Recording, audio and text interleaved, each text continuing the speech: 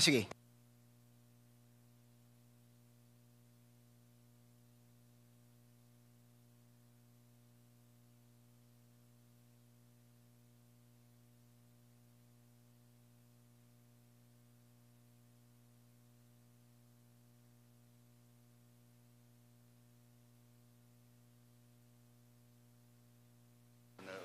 Mr. Chair, point of, I guess maybe perhaps a suggestion, Mr. Chair, because we've been here since 9 o'clock in the morning, and I think every time there's a hard question asked of Ms. Ong, she would, before answering, she would consult and double check and consult her lawyer, and it takes time for the lawyer to advise Ms. Ong. Maybe we can set, I think, seconds kasi certain mga 30 seconds or what? Kasi kung ganyan naman po, pag 3 minutes, magtatagal ho tayo dito. And we're not extending that courtesy to all our resource persons. We have to be fair also. So I would suggest, Mr. Chair, we just limit the consultation to 30 seconds. Please limit the consultation to 30 seconds. Okay. Please proceed, Congressman Keith. Thank you, Mr. Chair. Sometimes, Ms. Ong, kasi when we make up stories and it becomes more confusing, it makes it more difficult to answer. Mas dali po kasi kung mas simple yung, if the facts are straight, then it's also easier to answer it. Now, Ms. Ong, do you remember if Whirlwind Corporation, in putting up those buildings, obtained a loan from any bank? Pwede pakiulit po yung question. Nag-secure ba ng loan ang Whirlwind Corporation sa pagpatayo ng structures na yon from any bank or financial institutions? No po. Wala. So, pera lang ng Whirlwind Corporation. Opo. So, from the estimates of the buildings, Ms. Ong, aabot daw sa estimates ng PAOK ng up to 5 billion ba yun ang sinabi? 5 or 6 billion ang cost ng assessed value ng buildings that were put in. Ang sinasabi mo ba sa committee ito, may ganun na amount, liquid amount, no? Ang Whirlwind Corporation in putting up those structures? Mr. Chair, bali po nung una is kinita lang din po. Tapos, pinatayo lang po yung phase 1 po. Tapos, unti-unti, after kumita ng phase 1, ayun po yung time na tinayo yung phase 2 po. So, kung sinabi mong kumita ng ganun kalaki, I'm sure you will also have taxes to show that this is the income of Whirlwind Corporation. Tama ba? We'll double-check it po. Double-check again. So, hindi mo alam kung magkano income ng Whirlwind Corporation na kumita siya ng ganun nga amount to finance on its own the structures that were built in that place? Hindi ko po kasi sigurado yung amount eh. What are you sure of, Ms. Ong? Ano bang yung alam mo? Being the majority stockholder of Whirlwind Corporation, is there anything na you're sure of? Ang alam ko lang po kasi yung total amount, hindi ko po siya sure.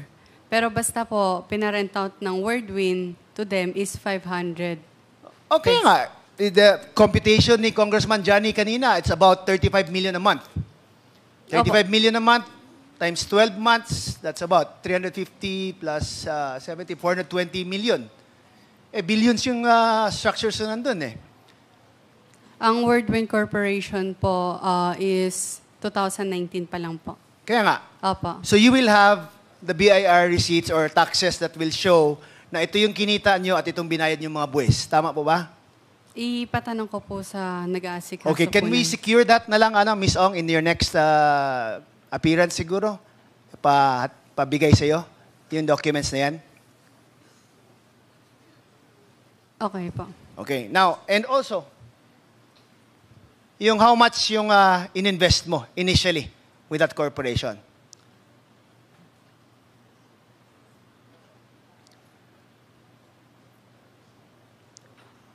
Now, Ms. Ong, I hope you understand na why parang impossible to believe na from your answers kasi na hindi ka sure of this, hindi ka sure of that. No? And I'm sure significant amount yung ininvest mo. Tama po ba? dito sa corporation na to. Seryosong amount. Opo. Oh, di ba? So now, for someone to invest something like that and not know how the corporation is being run, not know how the corporation is spending their money, not know how much the income is of the corporation, parang nakakaduda na is it really you who is the majority stockholder of that corporation, or are you just acting as a front for somebody else in that corporation? So these questions naturally come into mind because of how you've been giving your answers. No, I hope you understand na next time po, siguro, I know the frustration of some of the members here na wala kaming nakukuhang parang matinong answers from you eh. No, and if somebody would really force the issue and make a motion, I would be more than inclined to support it. Thank you, Mr. Chair. Thank you, Congressman Flores. The next to interpolate is Congressman Paduano. You're recognized. Congressman Abante. Thank you, Mr. Chair. Ako rin po magtatanong.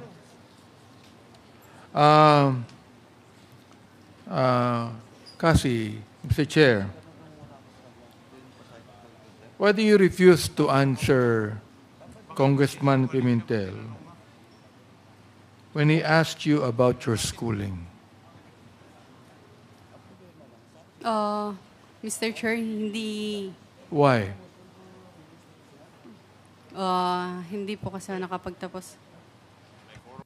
Hindi naman nakakahiya, hindi ka nakapagtapos eh. Gusto lang namin malaman kung saan ka nag-aral. Yun naman ang tanong, di ba? Hindi naman tinanong na kung Yes saan po. ka nagtapos. Ang kitatanong natin, kung saan ka nag-aral. Oh, pwede ba sagutin mo yun? Mr. Chair, marami po akong school na pinag-aralan po. Wala kang school na pinag-aralan o doon ka nag-aral sa China, hindi sa Manila? Kick-out student po ako. Kick out ka. Magaling. I mean, ngayon lang ako nakakita ng hindi nag-aral at kick out na magaling sumugot sa hearing na ito. Ang mga kausap mo, mga congressman, pero ang galing mong sumagot, ang galing mo kami paikutin dito. Ngayon lang ako nakakita, Mr. Chair, ng isang babaeng 24 years old na walang pinag-aralan, drop out, na nakakasagot ng kanyang klaseng sagot sa hearing na ito. Pakisagot mo nga, Miss Casyong.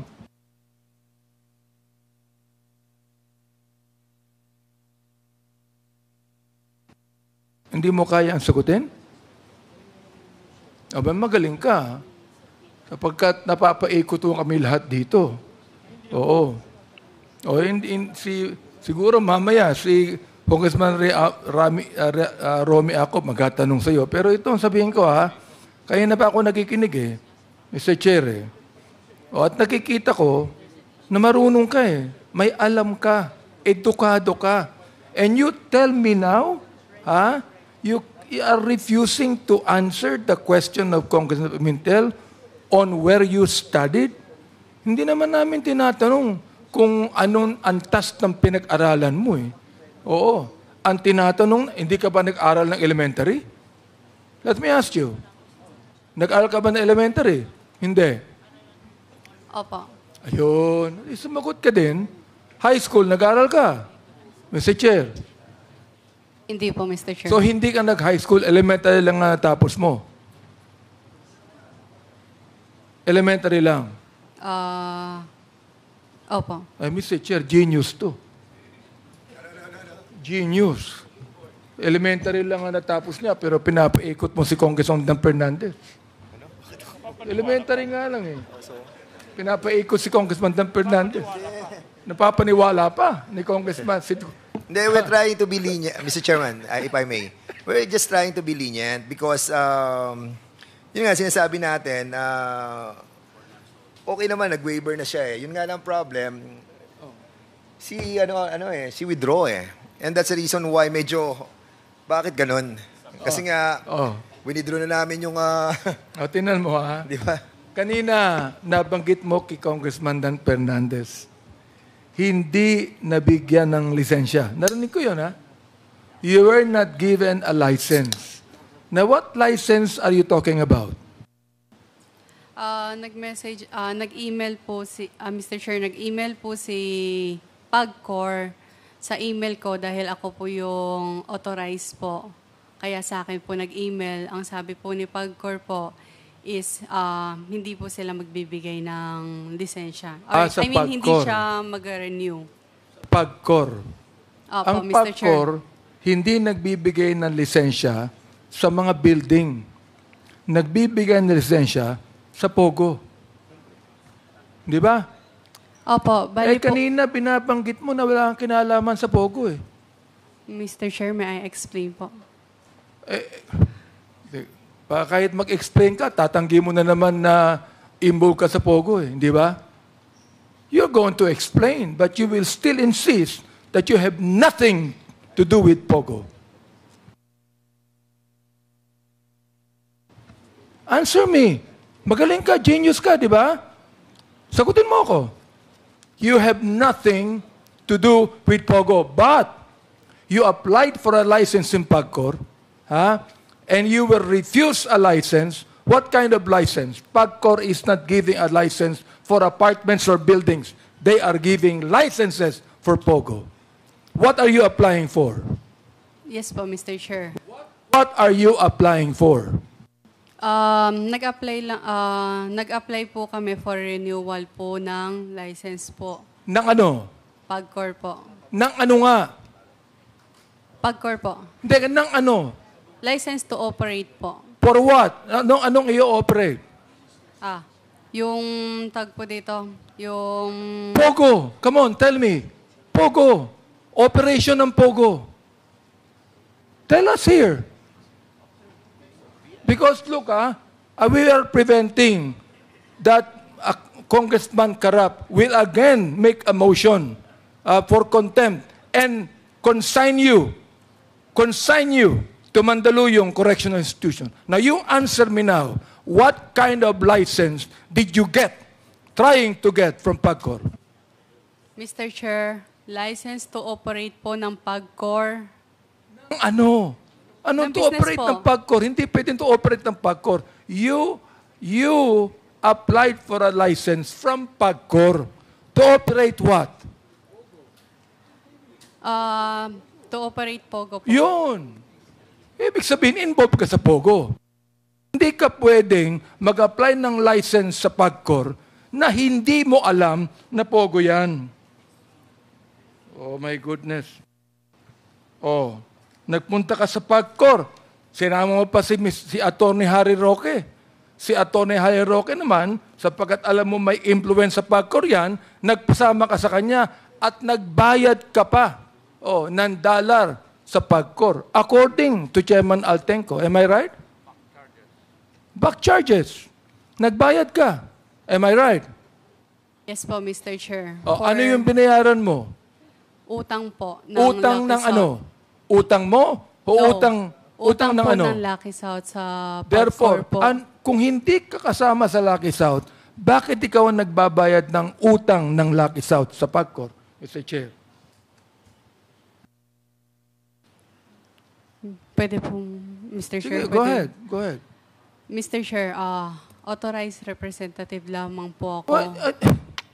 Whatever it is, authorized representative ka, utusan ka, pero ikaw ay inutusan ng Lucky South, magbayad ka sa PAGCOR ng back charges sapagkat ikaw mismo ang nag-apply sa PAGCOR ng POGO. Yes or no?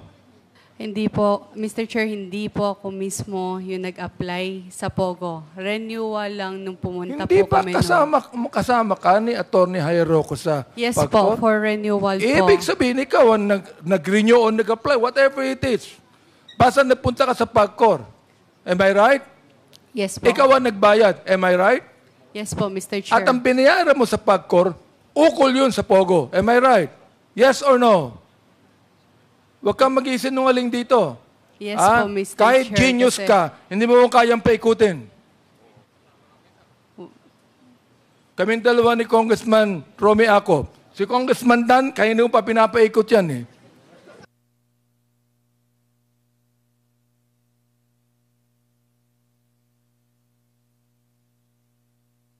Mr. Chair. Mr. Chairman. Congressman Abante. Alam mo, Mr. Chairman, this is not a laughing Yes, matter. yes, Congressman Dan. No, I just wanted to also to clarify that my position is to really to find out yung nalalaman ni Miss Cassandra Ong. Yun lang naman ang intention natin, to find out the truth, to help us ease the problems that we are encountering on trying to link each and every one of those who have perpetrated the crimes on this Pogo Hub. And I thought, and we thought, that she'll be cooperating with us. But unfortunately, it seems that she doesn't want to cooperate. I hope, Kasi, that you will change your mind. Thank you, Mr. Chair. Noted. I know that Congressman Dan is so kind with beautiful women. Okay, are you done? Mr. Chair, no, Congressman? I'm at the time. I about have Okay, two please questions wrap more. up. Thank you. Yes. Ms. Cassie Ong, Mr. Chair, may I ask, do you know Rainier Chu?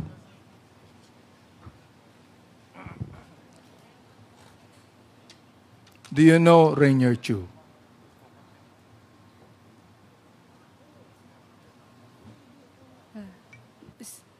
Kilala mo ba si Rainier Chu?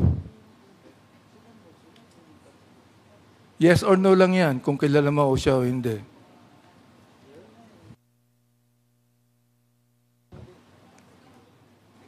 Do you refuse to answer if you know? Tanungin natin, Kilala mo ba si Rainier Chu?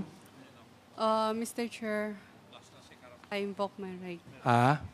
I invoke my right to remain silent. No, you cannot invoke your right. That is not, this is not a court. This is a hearing in Congress. Chairman. She invoked her right not Chairman. to answer. Tinatanong kita, kilala mo ba si Rainier Chu? Okay, before that, Congressman Abante, is this a interjection? Yes, Mr. Chairman. If the good congressman... Although Abante our will- ground rules does not allow interjections, but the chair will allow you to speak. Thank you, Chairman. Congressman Paduano. Mr. Chairman, matanong ko lang po, that was the advice of your lawyer? No, that's yours. Now, ang ano kasi dito sa House, sa inquiry in aid of legislation, if the question and your answer will be incriminating to you. And what is incriminating to answer yes or no to that question of the Chairman Davante? Wala eh. Wala akong nakitang incriminating. Tinatanong ka pa lang naman kung kilala mo hindi. O yes or no lang. Pakisagot mo lang, kilala mo ba si Mr. Rainier Chu? Mr. Chair, pwedeng hindi ko po siya sagutin. So parang sinabi mo na rin, nakakilala mo Mr. siya. Chair, Okay. Again, sige, Congressman Acop,